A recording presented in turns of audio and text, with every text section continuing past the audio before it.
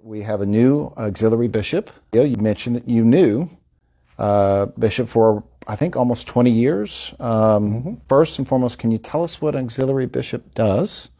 And then also kind of follow up maybe some fun stories and what impact would it have with us here at the Co-Cathedral? Okay.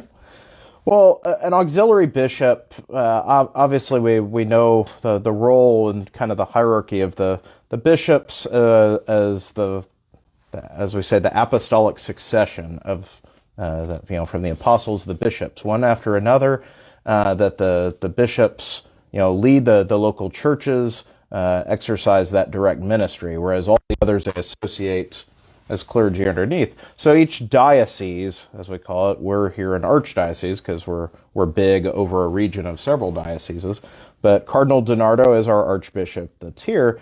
But particularly larger dioceses, often because there's too much for one bishop to handle alone, the Holy Father will appoint what we call auxiliary bishops, assisting bishops to the bishop who is the ordinary of the diocese. So right now, Bishop George Schultz is auxiliary bishop here. Before he passed recently, Bishop Rosado was a retired auxiliary bishop in this diocese.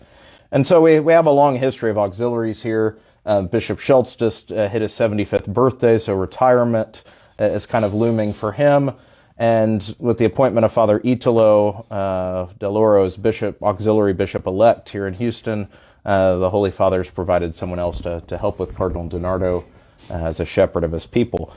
I have known Father Italo, now Bishop-Elect Italo, for about 20 years. Both of us kind of have known each other from previous parts of life. Bishop-Elect Italo is a Samascan father, so he's actually not a diocesan priest. He's a religious order priest.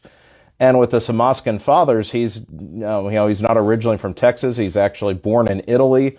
He's the first native-born Italian to be named bishop in the United States in decades. But as a Samascan father, he's been here. He's been in Texas for a long time, I want to say like the last 30 years of his ministry. But in several of the roles with his order, including when I was still a college student at A&M, he did vocations work for the Samascan fathers. And so we've crossed each other's paths in and out over the last 30 years.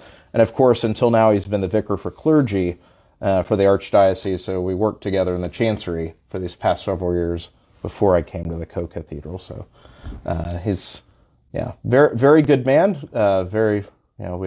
We enjoy a good bowl of pasta and glass of wine together. So very nice. He's a good man. The best thing I can say, aside from all his gifts and personality, is that he's a priest with a missionary heart, great concern for the poor, very, very humble man. He's a great gift, and that he speaks not only English but of course Italian and also Spanish. So he's a true Spanish-speaking bishop in these dioceses, even though he's from Italy originally. And so that will be a great gift for the diocese and even, of course, here in ministry at the Co-Cathedral. Definitely.